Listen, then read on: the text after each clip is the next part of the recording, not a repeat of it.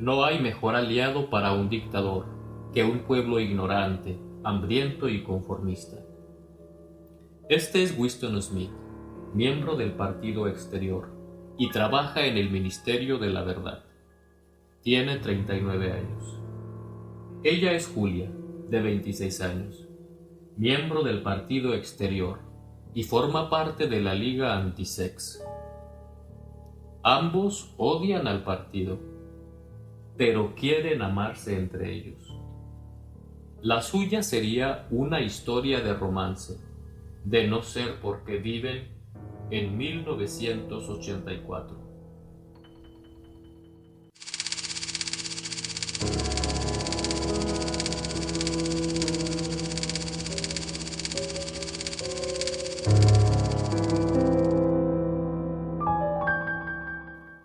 Mi primera impresión al leer 1984 fue de desolación. La atmósfera es triste y deprimente. Desde mi experiencia, este ha sido el libro de mayor terror que he leído, por su crudeza. Quizás también porque tiene mucho de realismo, pero sobre todo porque llega un momento en el que no hay esperanza. Por ningún resquicio se cuela un haz de luz en este mundo. 1984 es considerada como una de las grandes distopías de la literatura.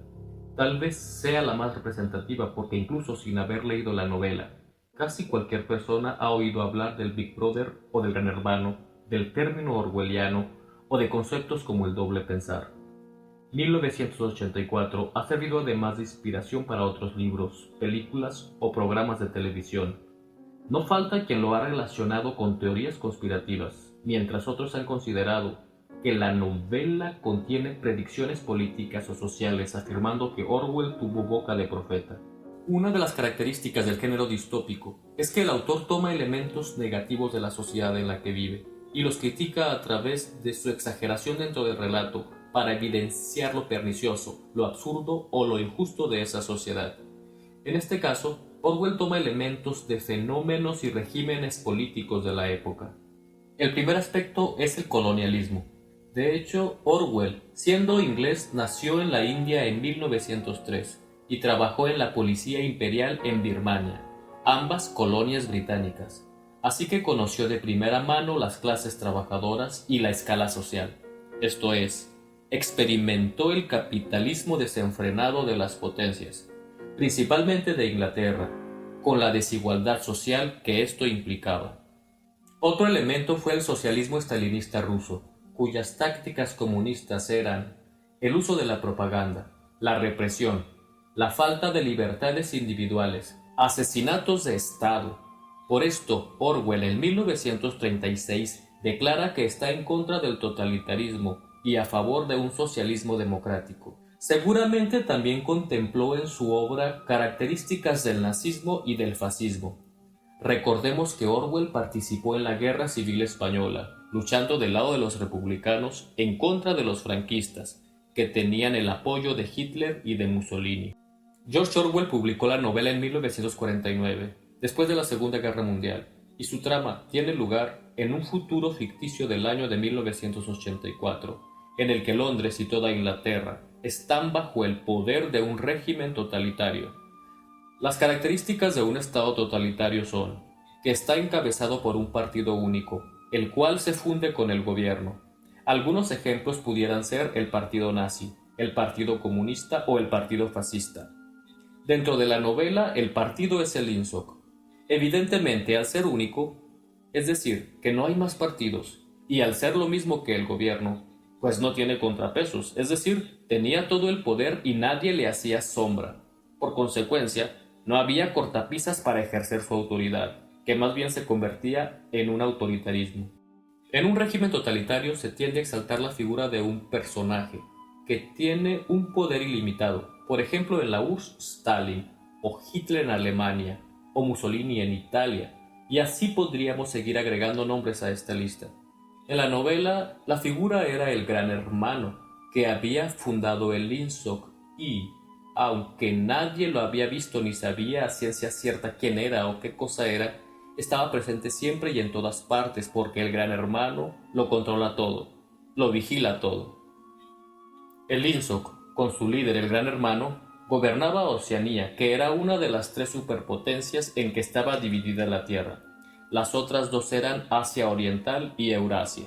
Un régimen totalitario tiene una ideología elaborada, porque no se trata solo de imponer el poder, sino de realizar grandes cambios en la sociedad, de acuerdo a su visión particular del ser humano, a través de una doctrina que es global y que se manifiesta en todas las esferas de la actividad humana, en la economía, en la cultura, en la familia, en la religión o ausencia de ésta. Se trata de que todos piensen como el Estado. Para ello se adoctrina a la niñez y a la juventud, utilizando al sistema educativo, inculcando valores preestablecidos que sirvan para sus fines. Además, estaba el uso permanente de la propaganda. Por ejemplo, en el comunismo la doctrina era el materialismo dialéctico, y en el nazismo encontramos esa idea de eugenesia o de la raza superior. En estos estados hay mecanismos de control social. Si hemos dicho que su poder es ilimitado y que es absoluto, pues no hay ninguna ley fuera del mismo partido, ni positiva, ni natural que valga sobre ellos, así es que ellos pueden legislar lo que se les venga en gana, y cualquier método de control es válido. Basta con que favorezca al sistema y a su conservación. Lo importante es que sea efectivo. Su principal arma es la represión del pueblo, física, por supuesto, que implica actos de violencia o tortura, o incluso la pena de muerte para delitos de carácter puramente político. Pero la represión va más allá, va a las ideas, a las convicciones, incluye la negación de la libertad y derechos individuales. Tú no puedes pensar lo que quieras, no puedes creer lo que tú decidas, sino solo lo que el partido te dicte. Ya no hay libertad de pensamiento ni de creencias. Se suprimen los sindicatos, esto es, la libertad de asociación. Se elimina toda libertad de prensa, de reunión y de expresión. Incluso se cuenta con una policía secreta. Por este férreo control unilateral y monopolizante en todas las esferas, se rechaza el mercado libre, la burguesía, el gobierno limitado, el poder repartido, la propiedad privada y se pretende eliminar toda posibilidad de revolución o de cambio. Finalmente, todo el miedo y la frustración acumulados del pueblo se desplazan hacia un enemigo común, que hace las veces de chivo expiatorio. Claro, está impuesto también por el partido, y ahora sí se logra la adhesión y la unidad de toda la población, porque todos se van contra él. A él hay que culparlo de todo lo malo. Es claro que en el nazismo el chivo expiatorio fue el pueblo judío. En el caso de la novela, el chivo expiatorio es Emanuel Goldstein. No olvidemos este nombre. Oceanía como régimen totalitario tiene toda esta fisionomía, pero con unas singularidades muy puntuales de las que a continuación hablaremos. Para empezar, digamos que el partido gobernaba a través de 4 ministerios encargados de llevar a la práctica la teoría del Estado totalitario. El primero era el Ministerio de la Verdad, que se encargaba de las noticias, de los espectáculos, de la educación, las bellas artes. Su tarea era mentir, engañar al pueblo, desinformarlo. El Ministerio de la Paz se encargaba de los asuntos de la guerra, mientras el Ministerio del Amor se ocupaba de mantener la ley y el orden, es decir, de la represión del pueblo. Finalmente, el Ministerio de la Abundancia se hacía cargo de los asuntos económicos, lo que en realidad era mantener al pueblo en la pobreza. Aquí es conveniente considerar la estructura general de la sociedad de Oceanía. En la cúspide de la pirámide está el gran hermano, infalible y todopoderoso, a quien solo queda amar, temer y respetar. Después está el partido interior, que es como la cúpula del poder, es como el cerebro del Estado. Enseguida está el partido exterior, que tiene que obedecer sin opción al partido interior, sin chistar y sin cuestionar. Pueden ser comparados con las manos del Estado, es decir, hacen todo pero no mandan, sino que son esclavos del cerebro. Más abajo se encuentran los proles, que constituyen el 85% de la población. Entre estos tres grupos hay diferencias muy marcadas en el nivel de vida, en cuanto a bienes y servicios, repartición de la riqueza, privilegios, incidencia en las decisiones gubernamentales. Los del interior, por ejemplo, pueden disfrutar de un buen piso, de viviendas, de telas finas, ropas, alimentos, bebidas y tabaco de calidad. Pueden tener 2 o 3 criados, un auto privado, bonos, regalos, fueros, vales, primas. Sus privilegios pretenderían garantizar su total lealtad hacia el Estado. Los miembros del partido exterior son una especie de clase media o media baja. Son los burócratas que se encargan del trabajo en el gobierno del país y sus 4 ministerios. La calidad de vida de los del exterior es claramente inferior. Los servicios y los bienes que consumen son francamente deficientes. Las viviendas, la electricidad, las comidas, las bebidas, etc. Finalmente se encuentra la masa de los proles, ajenos a toda participación política, sumidos en la miseria y en la ignorancia, aunque, en cierto sentido, podría considerarse al partido exterior, y no a los proles, como la clase social de Oceanía con las peores condiciones de vida, porque por una parte los miembros del partido exterior carecen de los lujos de los altos cargos del partido interior, pero al mismo tiempo carecen de cierta libertad personal y placeres sencillos de los proles, que son más bien considerados como animales o borreguitos. Son ganado. Es cierto que tienen innumerables privaciones los proles, pero ellos no son vigilados demasiado por la policía del pensamiento, ya que el INSOC se encarga de idiotizarlos y convertirlos en ignorantes. Los mantiene satisfechos con alcohol barato, pornografía, música y novelas de baja calidad. En cambio, los del exterior están sometidos a una vigilancia constante e ininterrumpida. Un aspecto del libro que llama la atención desde la primera página es que siempre estás vigilado. Puedes ser visto y oído en todo momento. No existe la privacidad, incluso en los momentos o lugares más íntimos.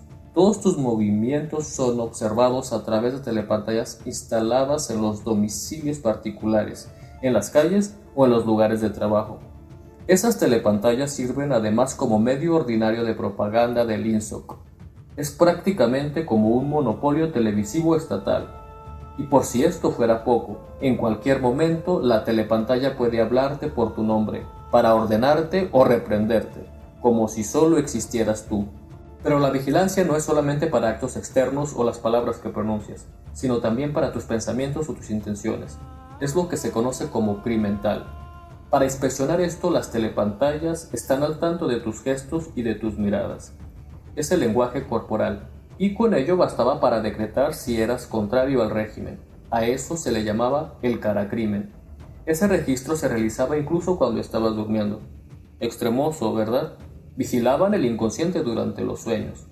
No es necesario ya hablar contra el régimen o hacer algo en contra del régimen. Basta con que lo pienses. Basta con un gesto para ser criminal. Para completar este acecho permanente, el partido contaba con un sinnúmero de espías estatales, tentáculos del sistema. Esto era la policía del pensamiento. ¿Quién podía ser policía del pensamiento? Cualquier persona, desde tu vecino, tu mamá, tu novia o tu hermano. El INSOC utilizaba el condicionamiento y la manipulación de las mentes incluso desde la niñez. Por ejemplo, los niños formaban parte de ligas o clubes en los que aprendían a ser espías al servicio del Estado, para denunciar cualquier sospecha de oposición al sistema. Obviamente, los primeros espiados eran sus padres. Una técnica que utilizaban diariamente eran los 2 minutos de odio, que consistían en que las personas en grupo veían en una gran pantalla, como de cine, imágenes del traidor por antonomasia, Emmanuel Goldstein, sobre el cual descargaban y escupían toda su rabia acumulada, a la vez que reforzaban su adhesión al partido, al INSOC, y se contagiaba como en una psicosis colectiva ese rechazo a todo lo que oliera a disidencia.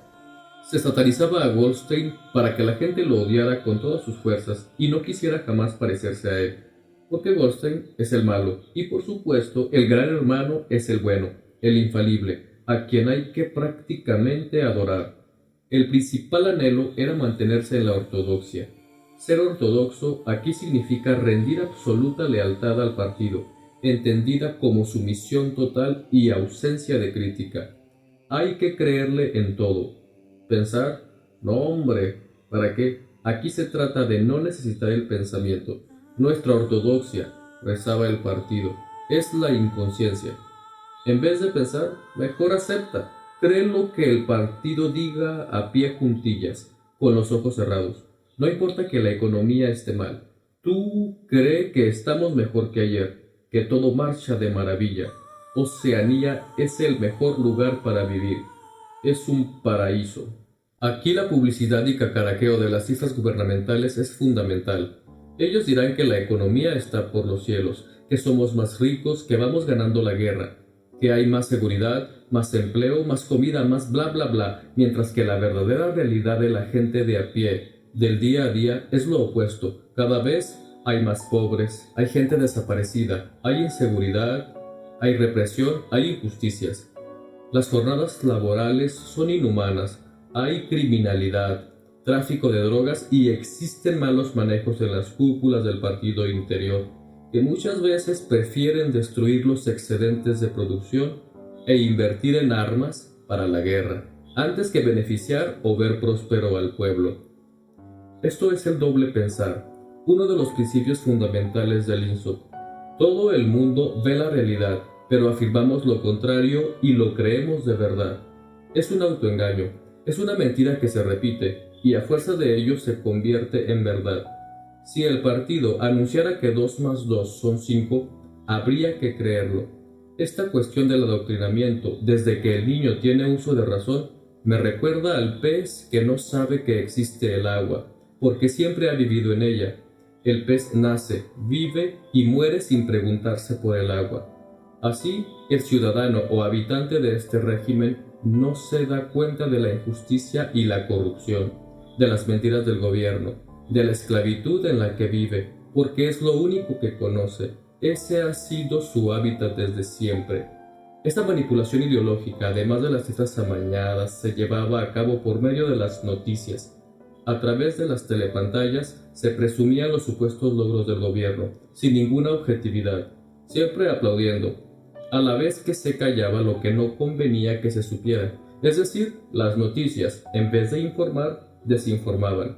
De esa manera se promovía la completa uniformidad de opinión. El régimen controlaba los medios de difusión. Aún más, ellos eran los únicos medios de difusión. En el mundo de 1984 tus movimientos son monitoreados, tus pensamientos son vigilados y tu mente es engañada. Pero no están conformes con ello, sino que van aún más allá. El INSOC también controla y distorsiona el pasado y la lengua. En el control del pasado se trata de deformar la historia según la utilidad del partido. En pocas palabras, el gobierno reescribe la historia a su conveniencia y la impone al pueblo. Es la historia oficial. Así que pueden decir, antes de nuestro gobierno, todo era caos y miseria. Pero cuando nuestro partido llegó al poder, solo miel sobre hojuelas. Trajimos la paz, la riqueza, el progreso, el bienestar del pueblo. Nuestro partido trajo la revolución. Y todos lo aceptan. Así la mentira se convierte en verdad y se institucionaliza. El pensamiento y las palabras son distintivo humano, son herramienta de identidad, de expresión, de transporte de ideas y sentimientos. Por la palabra se crean relaciones, se toman acuerdos, se opina, se disiente, se critica, se cuestiona, para acercarnos a la verdad y a la libertad. De todo esto se despoja al individuo cuando el partido controla la lengua, recortándola, reduciéndola hasta nulificar su poder, destruyendo palabras, centenares de palabras día con día. Su objetivo era podar el idioma hasta dejarlo en los puros huesos. Si una palabra o expresión no le convenía al partido, simplemente desaparecía, se erradicaba esa palabra, ya no existe más, o creaban otras acordes a su ideología. Ese nuevo vocabulario constituía lo que se llamaba el diccionario de la neolengua. Por ejemplo, si alguien quería expresar su inconformidad contra el partido, pero carecía de las palabras necesarias, por ejemplo, represivo o manipulación o adjetivos como injusto o malo, a fin de cuentas le sería imposible manifestar esa inconformidad. De hecho, el partido se jactaba diciendo que al distorsionar el lenguaje acababan haciendo imposible todo crimen del pensamiento, porque el radio de acción de la conciencia sería cada vez más pequeño.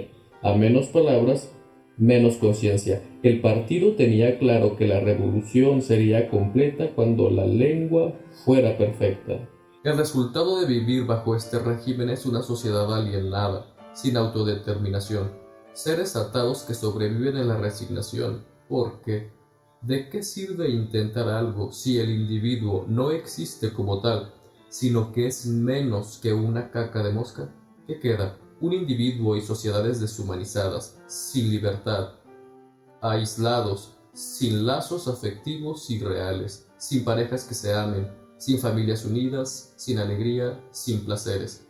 Si ha perdido la capacidad de amar y la fe en la humanidad, solo quedan robots o zombies o monigotes y peleles. Pero eso sí, leales al Big Brother y al partido. Oye, espera, ¿y si aún con todo esto hubiera alguien que se atreviera a ser luchador social, a querer cambiar las cosas, a defender al pueblo, porque cree que en él reside el poder?